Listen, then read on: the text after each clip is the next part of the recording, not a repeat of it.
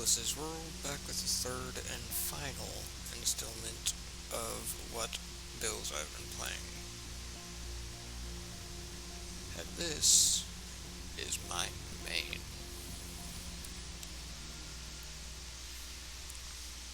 The Liar's Handshake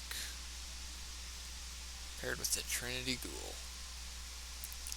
Very fun combo. But before we get into that, let's talk about what this build actually is. So, I utilize Flow State. Defeating a jolted target makes me amplified, and while I am amplified, my dodge charges more quickly. I am more resilient while dodging, and my reload speed is greatly increased. And then Lethal Current. After dodging, your next melee attack has enhanced lunge range. Cat, I need to be able to do this. Yeah.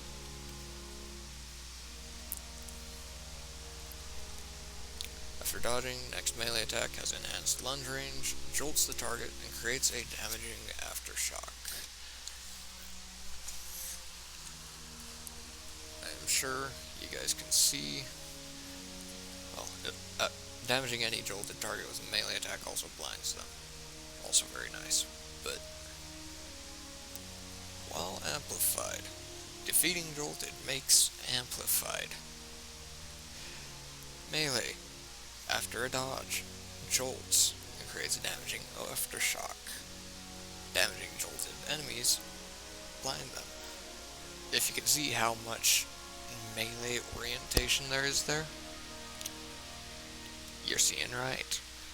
But then you pair that with Combination Blow, quick strike that temporarily increases your melee damage when defeating a target, stacking 3 times. Defeating targets with this ability also fully refills class ability energy and restores a small amount of health. Yeah. Go and pair that with Gambler's Dodge, which refreshes your melee.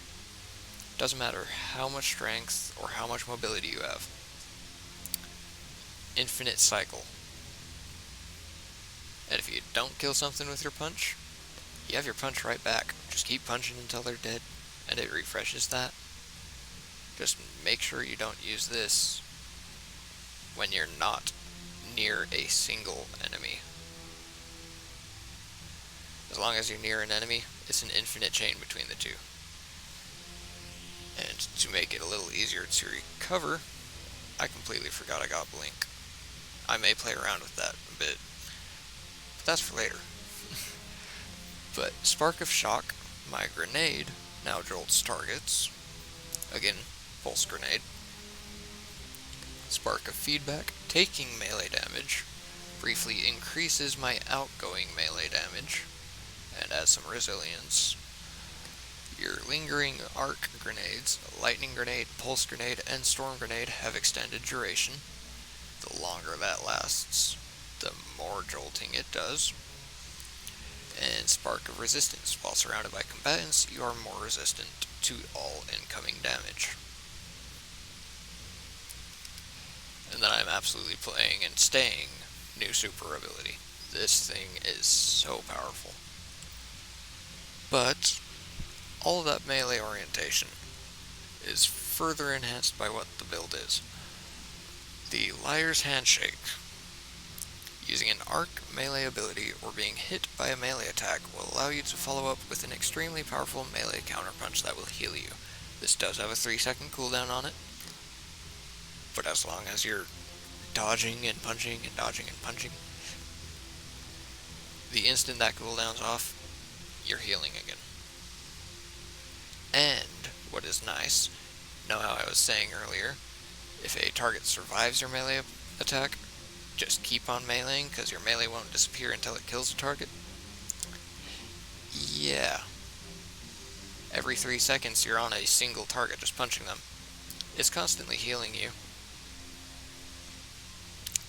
Just letting you know. This makes Hunter very survivable. And I have that paired with Melee Wellmaker. I have Powerful Friends there for mobility increase because I really like the speed that comes with this subclass. And then I've got Protective Light and double melee damage resist. I did end up clearing a Legend Lost sector with this build, so that should be all you need to know. And it's one of the, if not the, hardest Legend Lost sector to do. Just letting you know, those anti-barrier servitors, yeah, if you sit there and punch them with no ads around you, you can eventually go and play golf and knock them into the void. Just letting you know. Make some servitor champions that are rather annoying very easy to deal with. But combine that with Well of Ions with the melee Wellmaker. And look at that, picking up an Arc Elemental Well causes your next melee to deal enhanced damage. Yeah, starting to see where this is going. Then with that, Elemental Charge, melee Wellmaker, Elemental Charge, Protective Light, Well of Ions. And then the stat increase from that I can throw on other things, but I don't really care to. That's honestly what there is to it. But both of my weapon slots are actually being used with this build. The Trinity Ghoul is optional. I just like it because it lets me clear ads more quickly and helps me preserve ammo with this. Does not really matter what you use there. You can use that new fusion as well. It will work plenty fine here. But go and do some dares if you haven't gotten one yet. The Wastelander can roll with 1-2 punch. And my 1-2 punch here also rolled with full choke. This thing is so easy to hit every pellet with, and that's a further increase to melee damage. But to recap, 1-2 punch, Well of Ions, Liar's Handshake, and Combination Blow all enhances melee damage. This melee, I had a teammate apply stasis to an enemy a while ago, and I punched the target with all of these buffs active. I just killed an ad. I killed a few ads before that to get combination flow going, picked up the well, got that enhanced damage, had cross counter available. Yeah, dodged. Got that little aftershock thing there, which is even further damage increase to your melee, mind you. The damage I output, because that aftershock is based on your melee damage. I did 106,000 damage with a punch. This build hits incredibly hard. It heals incredibly well, because Combination Blow itself, defeating a target with this ability, restores class ability energy to full, and restores a small amount of health. But that, combined with Liar's Handshake, cross counter regens health and deals extra damage. You kill that target with it, you get a full health heal. That's how ridiculous it is. And the higher your recovery is, which mine is not that high right now, the more that heal is for. If you can get 100 resil, 100 recovery, just like with Warlock, this build will be doing phenomenal damage and keeping you alive very, very well. Because I only have 30 recovery, and I'm still recovering about 75% of my health every time I kill something. And with Protective Light, it's very easy to stay above that 25% health to make it stay that full heal. You get 100 recovery, it won't matter. You're going to heal to full health every time. And I did test that, but without the resilience I was a little bit more mushy. Mushy is not good focus rezo first, and then add recovery after. But, yeah. This build is very nice. And I am not actually currently anywhere to show you combat, so I'll just go ahead and teleport over to where I can. But yeah, this build, holy crap, strong. Just strong.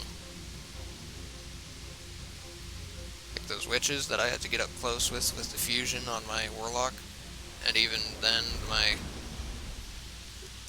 soul conduit was damaging it the whole time. It has nothing on the damage of me punching something. The likelihood is these guys are gonna die to my shotgun before I get to punch it. The ogre at the end, yeah, I can full on box that thing.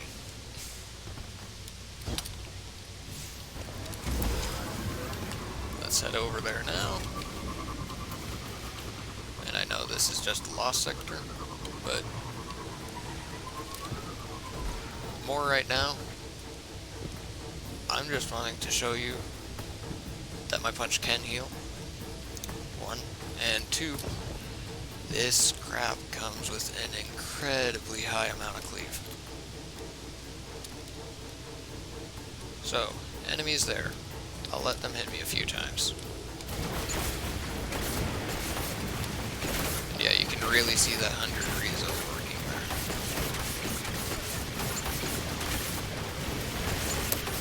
But now, dodge, have lethal current, punch. That entire group's gone. And my dodge is back. Dodge.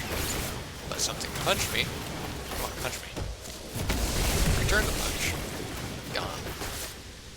Dodge. Punch. Dodge. Punch.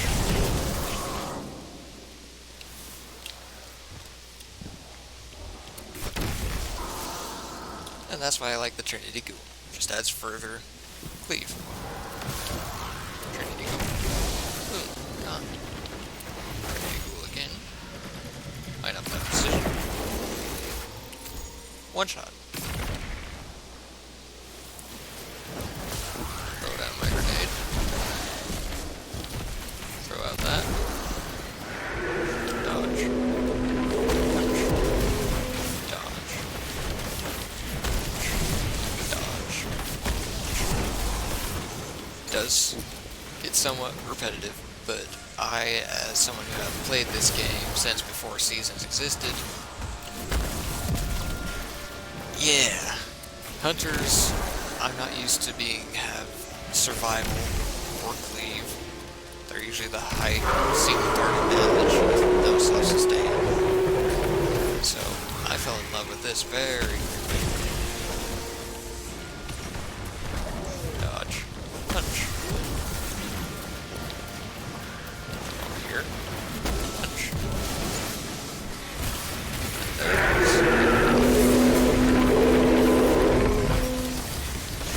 Is probably going to die from this. Nope. But I don't have that available. Yeah. Then just switch over. Finish off ads.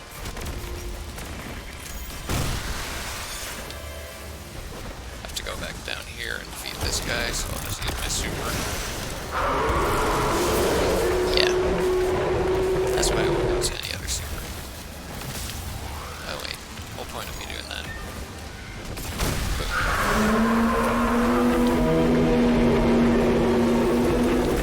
Throw that down. No more enemies in my way. Pull that out. Then just dodge. And this is without the 1-2 punch.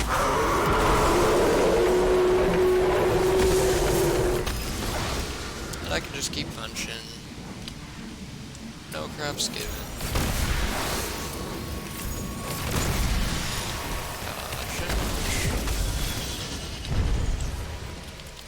And I'm just gonna box this guy.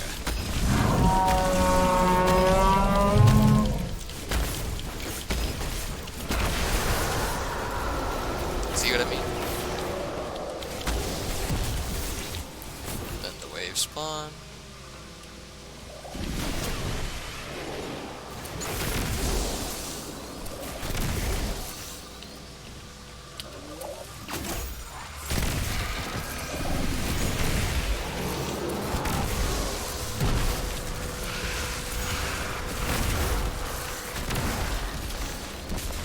Yeah.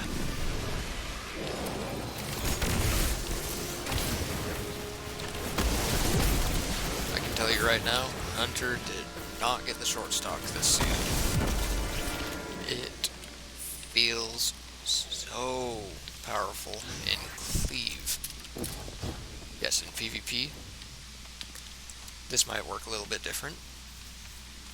Although, if they punch you and they don't one-shot you with this build then counters with a punch and can one-shot people in PvP. I figured that out in a Gambit invasion and ended up killing 3 of the 4 enemy team with just punches. So, always fun doing that.